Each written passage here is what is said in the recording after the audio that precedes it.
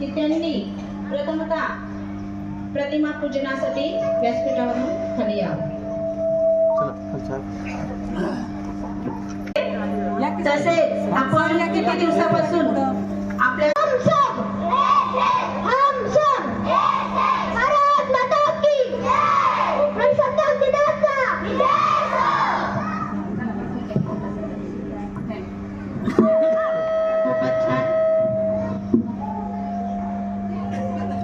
खूपच छान या गीतातून विद्यार्थ्यांनी देशाबद्दल गुणगौरव गायलेला आहे। या ठिकाणी जाधव साहेब कार्यक्रमासाठी उपस्थित झालेले आहेत।